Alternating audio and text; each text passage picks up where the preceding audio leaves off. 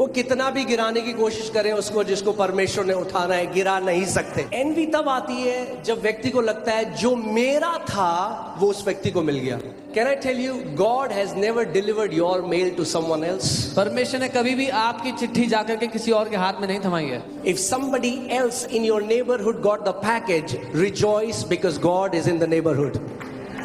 अगर आपके पड़ोसी के घर पर पैकेज आ पहुंचा है तो खुश हो जाओ कि परमेश्वर पड़ोस में ही आ गए। अगर परमेश्वर आपकी कलीसिया में लोगों को उठा रहा है तो रिजॉइस करने लग जाओ, If God is, क्योंकि अगला नंबर आपका है। Amen.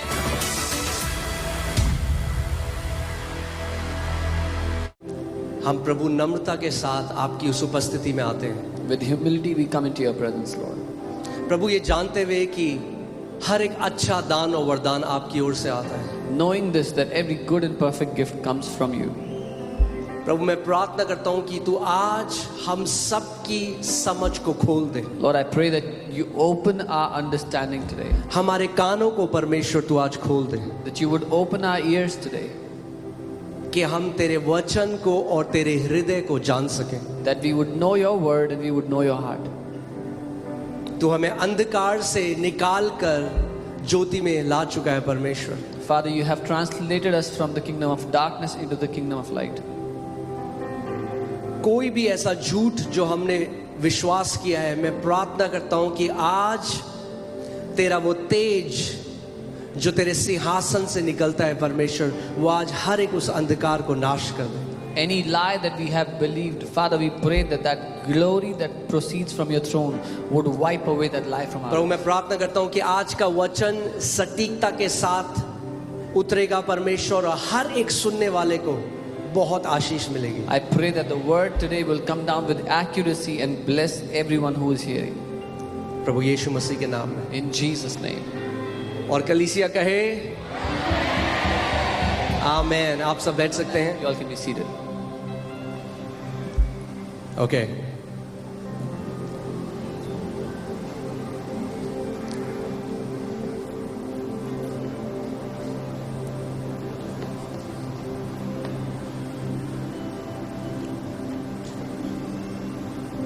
हम लोग उन समयों में जी रहे हैं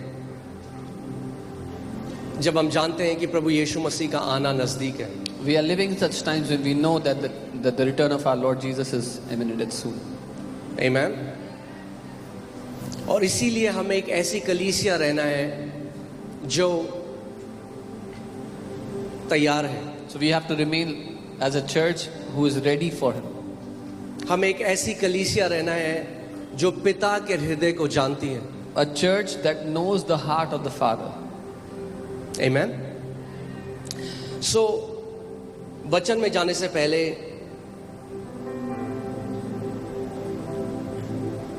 एक परमेश्वर के भविष्यद्वक्ता हैं जिनका नाम रिक जॉयनर है।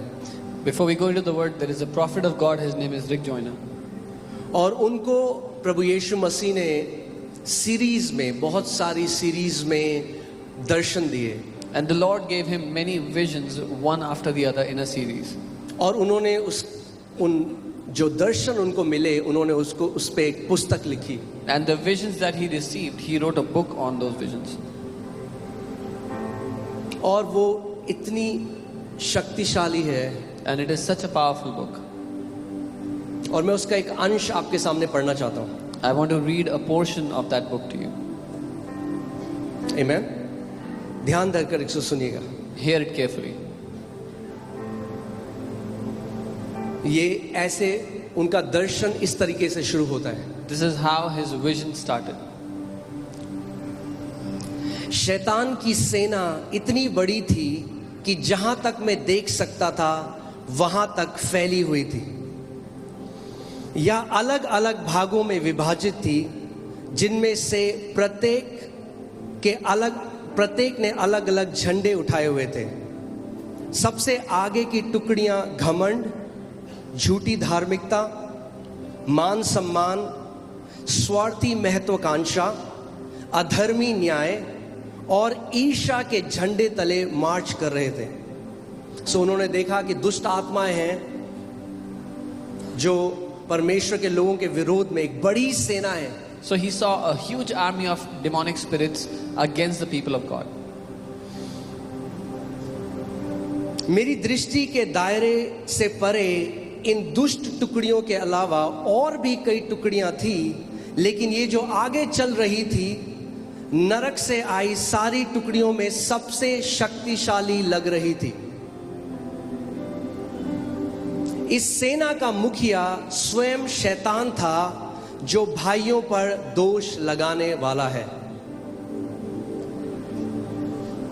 The demonic army was so large that it stretched as far as I could see. It was separated into divisions, with each carrying a different banner. The foremost divisions marched under the banner of pride, self-righteousness, respectability, selfish ambition, unrighteous judgment, and jealousy. There were many more of these evil divisions beyond my scope of vision, but those in the vanguard of this terrible horde from hell seemed to be the most powerful. The leader of this army was the accuser of the brethren himself. मैं चाहता हूं कि इस बात को आप एक mental note बना लें और इस बात को याद रखें कि शैतान को भाइयों पर दोष लगाने वाला कहता है परमेश्वर का वचन। I want you to make a mental note that the Bible calls Satan the accuser of brethren. क्या कहा गया शैतान को? भाइयों पर दोष लगाने वाला। He is called the accuser of brethren. प्रकाशित वाक्य 12 उसका 10। Revelation 12 verse 10. फिर मैंने स्वर्ग से ये बड़ा शब्द आते हुए सुना, अब हमारे परमेश्वर का उद्धार और सामर्थ और राज्य और उसके मसीह का अधिकार प्रकट हुआ है, क्योंकि हमारे भाइयों पर दोष लगाने वाला जो रात दिन हमारे परमेश्वर के सामने उन पर दोष लगाया करता था, गिरा दिया गया है। Then I heard a loud voice saying in heaven, now salvation and strength and the kingdom of our God and the power of his Christ have come. For the accuser of our brethren who accused them before our God day and night has been cast down. ठीक है, याद रहेगा आपको शैतान को क्या बोला गया है? भाइयों पर दोष लगाने वाला। वो किन भाइयों की बात कर रहे हैं? Satan is called the accuser of brethren. Which जो हम brothers? विश्वास में भाई बहन है, जो हम एक परिवार हैं। The brothers and sisters who are believers in the family of God. Amen. और आगे अगर आप इसको पढ़ेंगे उसमें लिखा है कि हाय पृथ्वी वालों पर, क्योंकि वो बड़े क्रोध के साथ पृथ्वी पे आता है। सो उसका एजेंडा बदला नहीं है। And if you read ahead, it says, woe unto the people who of the earth, because he is angry and he's coming to the earth. His agenda has not changed. Amen. आगे बढ़ते हैं। हालांकि ये सेना विशेष रूप से church के खिलाफ मार्च कर रही थी, लेकिन ये जिस पर भी हो सके उस पर हमला कर रही थी। इस सेना की मुख्य रणनीति हर संभव स्तर पर संबंधों में दरार पैदा करना था। क्या था? ये जो सेना है, इसकी मुख्य रणनीति क्या थी? What was their main strategy? रिश्तों के बीच में दरार पैदा करना। To bring divisions between relationships. पवित्र आत्मा का अभिषेक यहाँ पे मैं आपको बता रहा हूँ, आज अगर आप इस वचन को ग्रहण करोगे आप वैसे नहीं जाओगे। The anointing of the Holy Spirit is here. If you receive this word today, you will not go back same. आज परमेश्वर अपनी देह से कैंसर को चंगा करना चाहता है। God wants to heal his body from a cancer.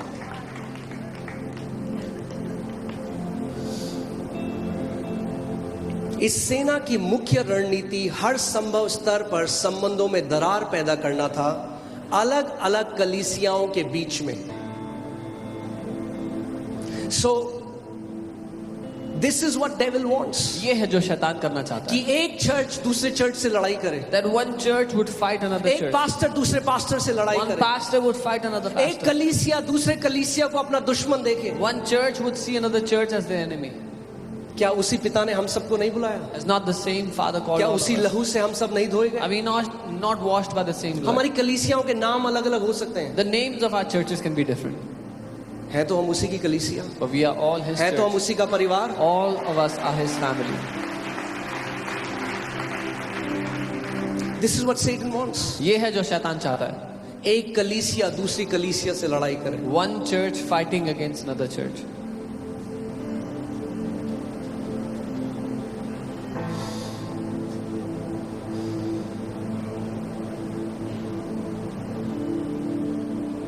कुछ लोग हंस रहे हैं। अगर आप हंस रहे हैं, आपको अपने दिल को जांचने की जरूरत है। If you're laughing about this, you need to check your heart. मैं चाहता हूं आज आप बहुत अच्छे से इस वचन को सुनो। I want you to hear this word intently today.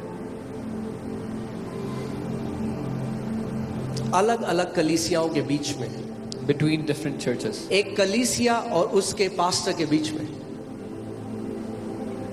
पति और पत्नी के बीच में, बच्चों और माता पिता के बीच में, और यहां तक कि बच्चों में एक दूसरे के साथ भी, उन दुष्ट आत्माओं को चर्चों, परिवारों या व्यक्तियों में उन प्रवेश के स्थानों का पता लगाने के लिए भेजा गया था जहां ठोकर खाना, कड़वाहट और अशुद्ध लालसा जैसी दुष्ट आत्माएं फायदा उठाकर जगह बना सकें।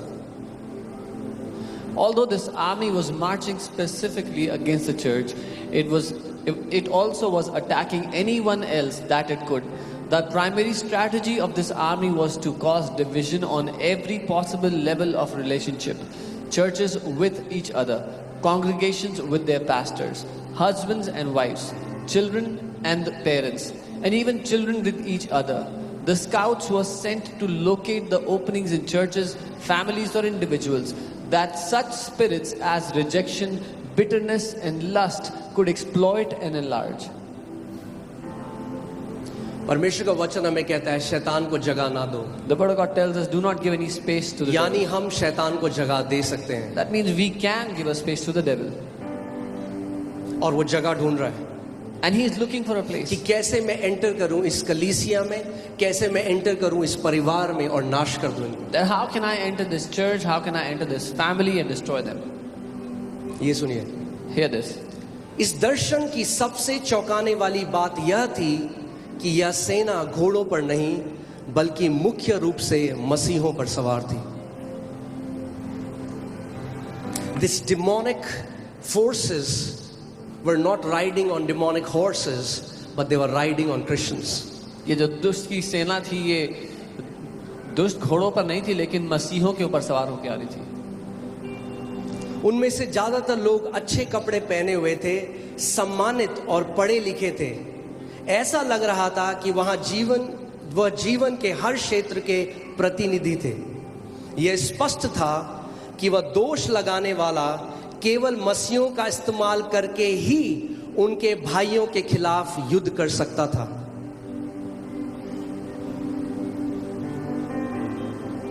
The most sad thing सबसे दुखद बात in today's time is आज के समय में ये है that Satan is using Christians कि शैतान मसीहों का इस्तेमाल कर रहा है to fight their fellow brothers. उनके ही भाइयों से लड़ने के लिए।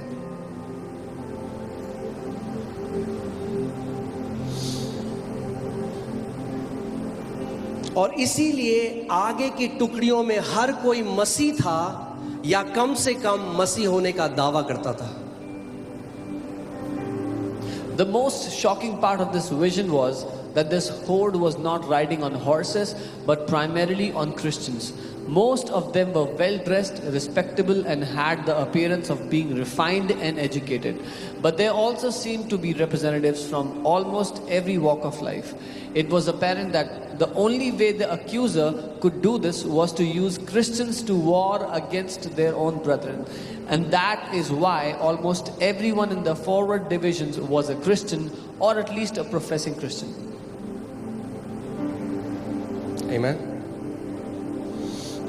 तब प्रभु की आवाज मेरे पास आई और कहा, ये दुश्मन की आखिरी दिनों की सेना की शुरुआत है। यह शैतान का सबसे बड़ा धोखा है। उसकी विनाश करने की सबसे बड़ी शक्ति तब काम करती है जब वो मसीहों का इस्तेमाल एक दूसरे पर हमला करने के लिए करता है। सदियों से उसने इस सेना का इस्तेमाल किया है, लेकिन वह अपने बुरे इरादों के लिए कभी भी इतने सारे लोगों का इस्तेमाल एक साथ नहीं कर पाया था जितना अब कर रहा है। अब प्रभु हम सबसे एक बात कह रहे हैं, वो कह रहा है, डरो मत, मेरे पास भी एक सेना है।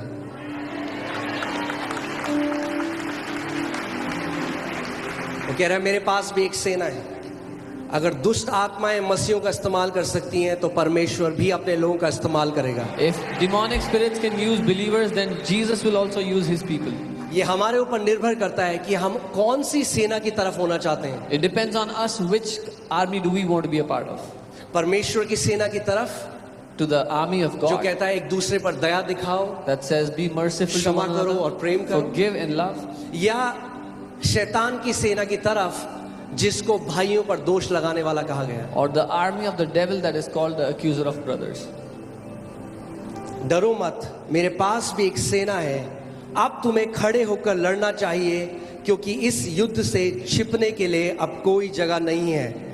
तुम्हें मेरे राज्य, सत्य और उन लोगों के लिए लड़ना चाहिए जो धोखे में हैं।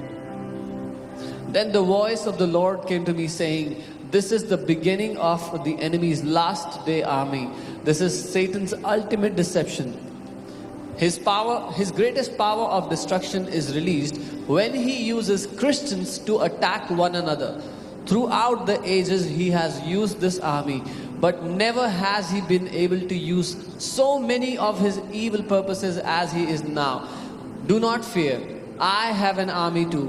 You must now stand and fight because there is no longer any place to hide from this war. You must fight for my kingdom, for truth, and for those who have been deceived.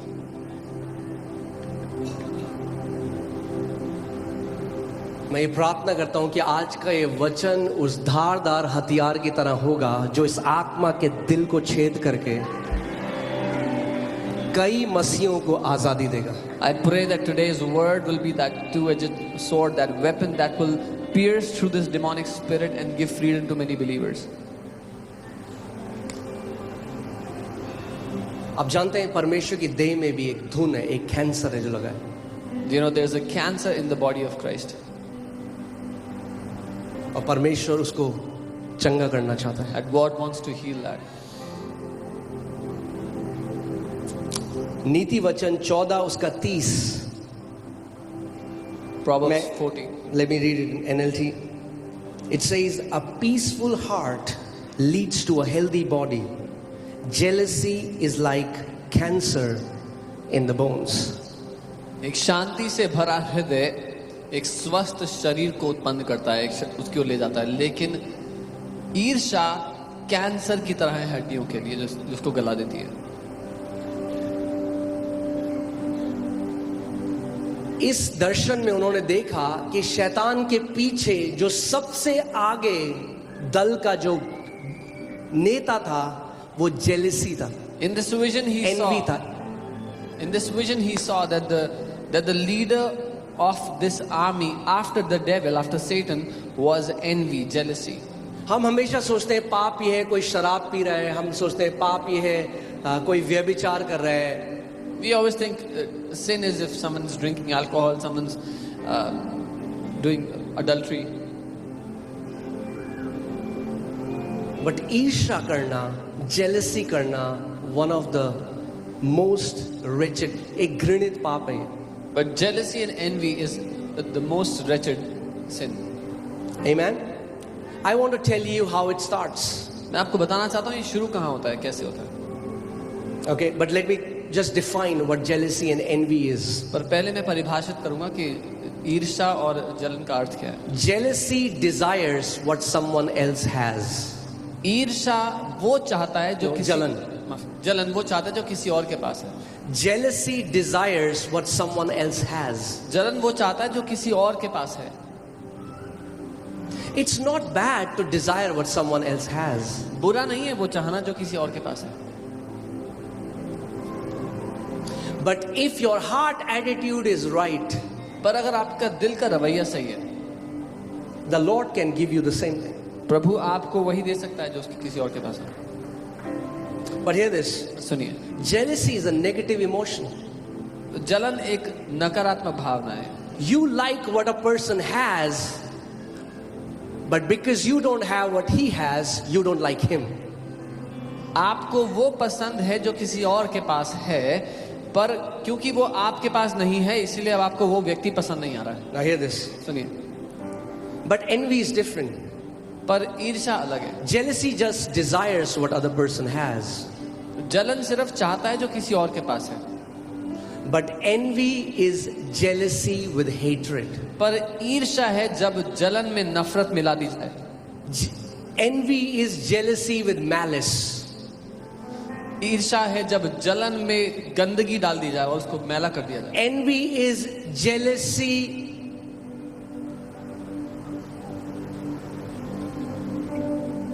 when you want to see the other person fall.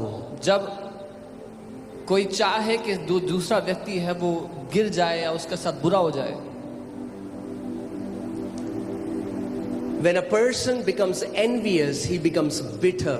जब एक व्यक्ति ईर्ष्या से भर जाता है तो वो कड़वाहट से भर जाता है।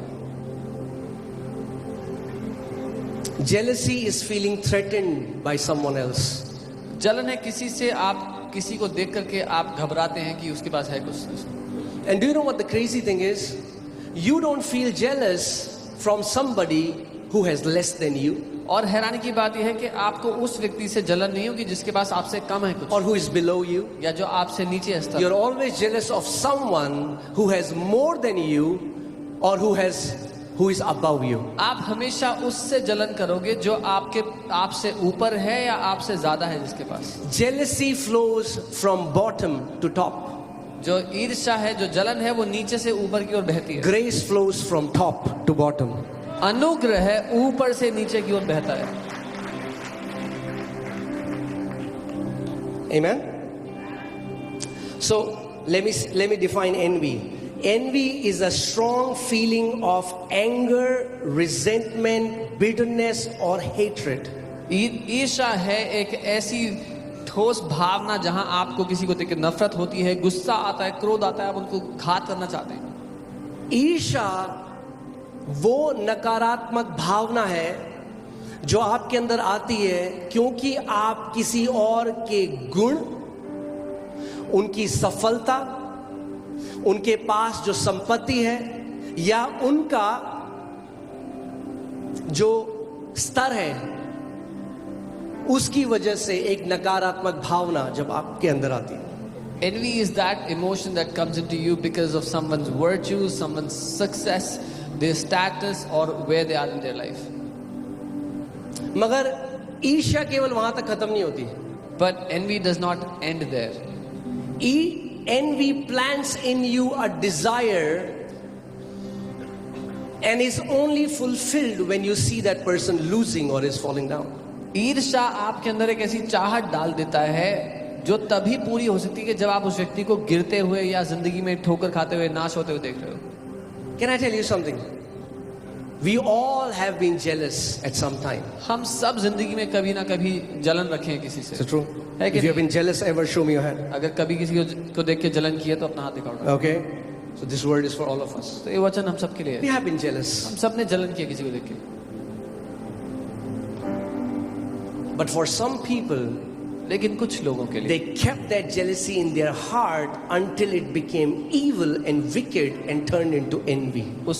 उस जलन को लेकर दिल में बैठे रहे जब तक वो दुष्ट हो गई और नफरत से भर गई और ईर्ष्या बन गई। आपको कैसे पता चलेगा आपके अंदर ईर्ष्या है या जलन है? How would you know if you are jealous or you have envy in you? आप कैसा रिएक्ट करते हो अगर कोई आपके सामने उस व्यक्ति की तारीफ कर दे जिससे आप जलते हो? How would you react when someone comes and says good things about the person whom you are jealous of? आप कहोगे चलो छोड़ो, मैं बहुत कुछ बोल सकता हूं, अभी नहीं बोलूंगा। Let it be. I can say many things. I don't want to talk right now. It does something to you. कुछ कर देता है अंदर। When someone says something good about that person, जब कोई आकर उसकी तारीफ करे, it hits you. आपको ठोकर लगती है, चोट लगती है उससे।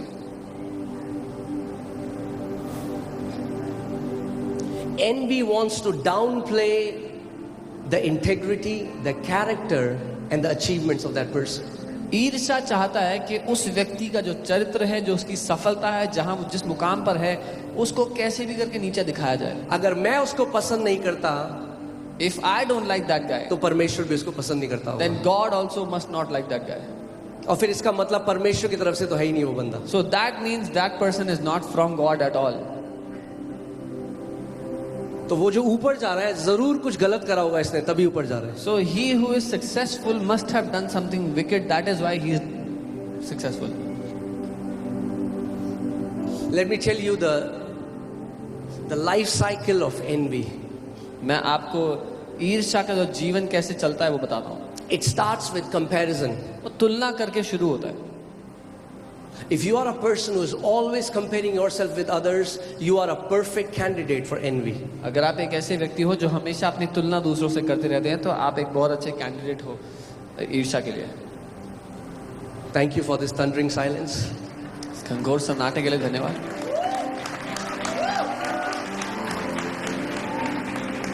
कितने लोग कहते हैं आज का वचन मेरे लिए है? How many people say today's word We is for all me? need it. आप जानते हम हैं सबको क्यों? चाहिए. पता है क्यों? क्योंकि सब चीज से ऊपर अब- परमेश्वर चाहता है हमारे हृदय की शुद्धता, पवित्रता. Above all things, God desires the purity of our hearts. मैं वो एक्सटर्नल होलीनेस की बात नहीं कर रहा हूँ कि सफेद कपड़े पहन लो. मैं बात कर रहा हूँ जब आपके विचार परमेश्वर की नजर में पवित्र.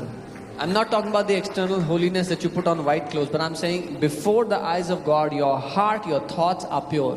जब सच में हम अपने भाई बहनों को बंद दरवाजे में प्यार कर सकें. When truly we can show love for our brothers and जब sisters such when no one is में watching. जब परमेश्वर उनको उठाए तो आप सेलिब्रेट कर सको. When God elevates them, you can celebrate them. किसी के दुख में रोना आसान है. It's easy to cry when someone is in pain. आप जानते हो उससे मुश्किल क्या है? You know what's more difficult? You don't find your true friends who cry when there is a tragedy.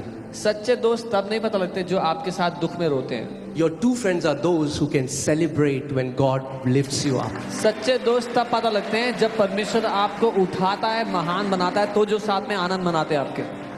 Be very careful of those people who are close to you and don't clap when God lifts you up. बहुत ध्यान दो उन लोगों के लिए जो आपके आसपास हैं पर आपके लिए ताली नहीं बजाते जब परमेश्वर आपको उठा रहा है. ताली नहीं बजाते, मतलब सेलिब्रेट सेलिब्रेट नहीं नहीं करते. They are not happy.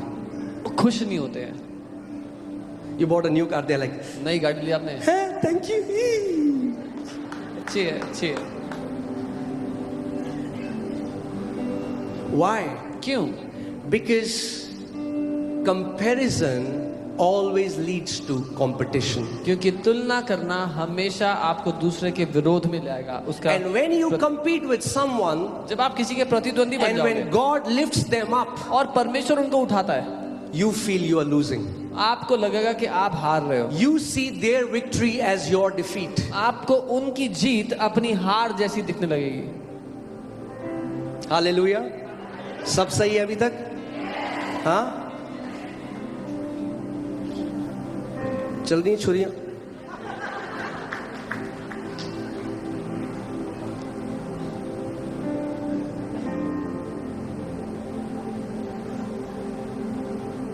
सो जब परमेश्वर उनको उठाता है, So when God lifts them up,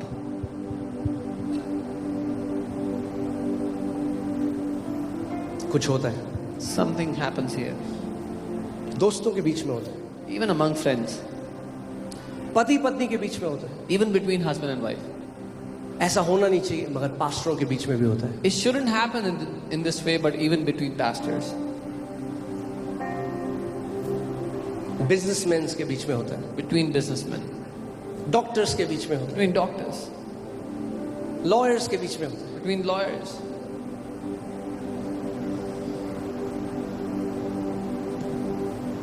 सो सबसे पहला क्या था? पहली कैसे आता है एनवी? पहले कैसा आता है? जब आप क्या करते हो? तुलना करने लग जाते हो. So envy comes when you start to compare yourself with someone. अच्छा, मेरा बिजनेस तो 10 साल से चल रहा है, इसने तो अभी 3 साल में खोला, ये ज्यादा कमा रहा है मुझसे. I'm doing business in 10 years. He started 3 years ago. He's earning more than me.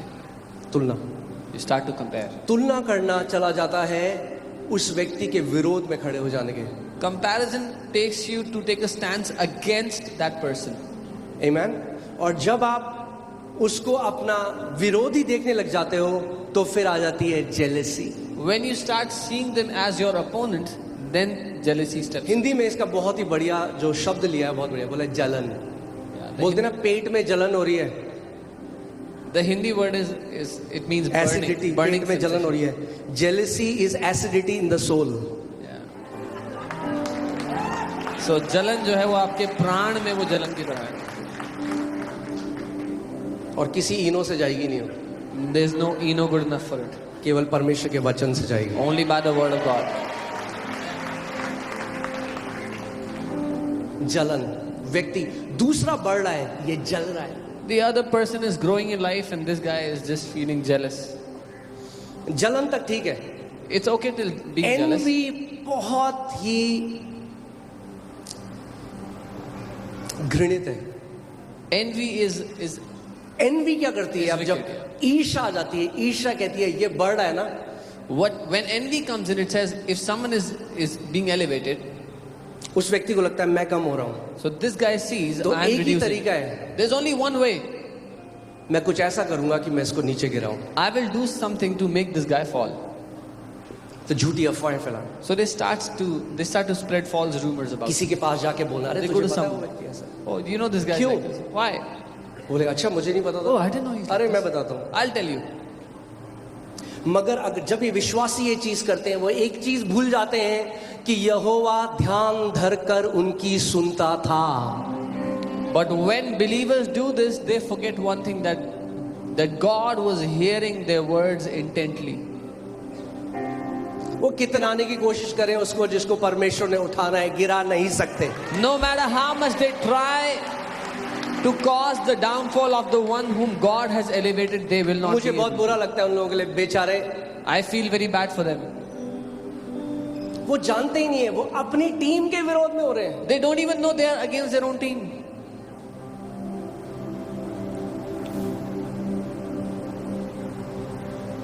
N V तब आती है जब व्यक्ति को लगता है जो मेरा था वो उस व्यक्ति को मिल गया. Envy comes in when someone feels what belonged to me is now gone to them. Can I tell you, God has never delivered your mail to someone else. परमेश्वर ने कभी भी आपकी चिट्ठी जाकर के किसी और के हाथ में नहीं थमाई है. If somebody else in your neighborhood got the package, rejoice because God is in the neighborhood.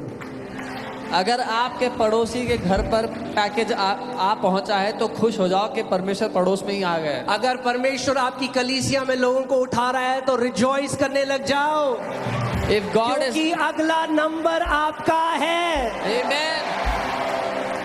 If God is elevating people in your church, start rejoicing because it's your turn next.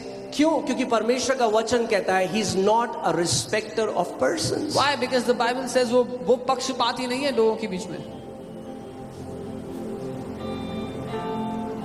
Amen? और ईर्ष्या जब अपना पूरा रूप ले लेती है, envy turns to murder. And when envy takes its full form, वो ईर्ष्या मर्डर बन जाती है, हत्या. हत्या बन जाती है. आप जानते हैं बाइबल में पहली हत्या कब हुई? You know when the लोग आज first बोलते murder हैं, happened. ओ भाई साहब बहुत पाप बढ़ गया है. Oh, people say there's so much sin. अरे पाप अदन के बगीचे से था. Sin was from the Garden of Eden. चलिए इसको पढ़ते हैं, कुछ सीख रहे हैं हम. यहाँ उत्पत्ति 4 से 8 हम पढ़ेंगे. Genesis 4, ये 4 दो to 8. भाइयों की कहानी है जो आदम के दो बेटे थे. This is the story of two brothers, the sons of Adam, हाबिल और केन के बारे में. Abel and Cain. और मैं चौथी आयत से पढ़ता हूँ. I'll read from और verse 4. हाबिल भी अपनी भेड़ बकरियों के कई एक पहलौठे बच्चे भेंट चढ़ाने ले आया और उनकी चर्बी भेंट चराई. तब यहोवा ने हाबिल और उसकी भेंट को तो ग्रहण किया, परंतु कैन और उसकी भेंट को उसने ग्रहण न किया. तब केन अति क्रोधित हुआ और उसके मुंह पर उदासी छा गई. Abel also brought of the firstborn of his flock and their fat, and the Lord respected Abel and his offering. अब ध्यान से सुनेगा, जो केन के साथ हुआ, जो उसने किया, वो आप और मैं भी करते अगर उसकी जगह में होते तो. Whatever happened to Cain, you and I would have also done if we were in his place. कि अगर परमेश्वर ने उसके भाई की भेंट को ग्रहण किया, उसकी नहीं किया, That because God accepted his brother's offering but not his offering, वो उदास हो गया he became sad, और क्रोधित हो गया. became angry. अब देखिए आगे क्या लिखा है, तब यहोवा ने कैन से कहा तू क्यों क्रोधित हुआ Then the Lord said to Cain, why are you so angry? और तेरे मुंह पर उदासी क्यों छा गई है? And why has your countenance fallen? यदि तू भला करे If you do well, तो क्या तेरी भेंट ग्रहण न की जाएगी? will you not be accepted? Can को पूछना चाहिए था, परमेश्वर मुझे सिखा मैं कैसे एक भेंट चढ़ाऊं जो तुझे ग्रहण योग्य हो। Cain should have asked this question, Lord, teach me how can I give an offering which is acceptable before you? परमेश्वर ने उससे पहले से कह दिया, God spoke to him तू क्यों beforehand. क्रोधित है can? Why are you angry, Cain?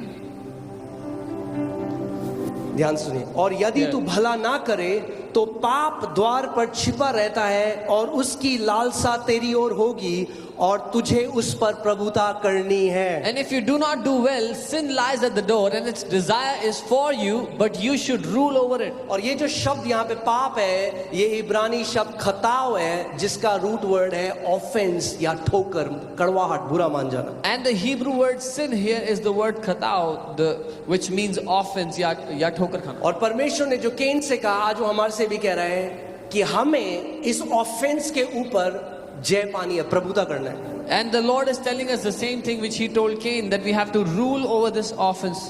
क्योंकि यीशु मसीह ने कहा offenses will come, Because Jesus said, ठोकरें आएंगी, नाराजगियां आएंगी. offenses will come, नाराजगियां तो आएंगी. Amen? तब कैन ने अपने भाई हाबिल से कुछ कहा और जब वे मैदान में थे तब कैन ने अपने भाई हाबिल पर चढ़कर उसको घात कर दिया, यानी उसकी हत्या कर दी। Now Cain talked with Abel his brother, and it came to pass when they were in the field that Cain rose up against Abel his brother and killed him. मैं आपसे आज एक सवाल पूछना चाहता हूँ, I want to ask you a question today. हाबिल ने क्या गलत किया था कैन के लिए? What did Abel do wrong? क्या for उसने Cain? कुछ गलत किया था कैन के लिए? Did he harm him, do anything wrong? क्यों मारा कैन ने हाबिल को? Why did Cain kill Abel? क्योंकि परमेश्वर ने उसकी ऑफरिंग को ग्रहण किया। Because God accepted his offering. There are so many Christians, your brothers, आपके भाई लोग आपसे नफरत करते हैं। You know why? Because God accepts your worship, your offering, your devotion. God has accepted you. When they see God lifting you, बहुत से मसीह लोग हैं और वो आपसे नफरत करते हैं, अपने भाइयों से नफरत करते हैं, क्योंकि परमेश्वर ने आपकी भेंट को ग्रहण किया, आपकी आराधना को आपको ग्रहण किया और आपको उठा रहा है जीवन में। पुराने नियम में उसने जान से मार दिया, मर्डर किया। नए नियम में मसीह दबा के मर्डर कर रहे हैं, मगर कोई एविडेंस नहीं है। In the Old Testament, he murdered his brother. In the New Testament, believers are murdering full on, but there is no proof. आप जानते हैं कैन की तरह आज भी कितने विश्वासी मर्डर करते हैं अपने भाई लोगों का। There are many believers that kill their brothers like Cain. यीशु ने कहा यदि कोई भी अपने भाई की पीठ के पीछे बिना किसी कारण के उसकी बुराई करे तो उसने उसकी हत्या कर दी है। Jesus said, if anyone without a reason talks evil about his brother behind his back, he is his murderer.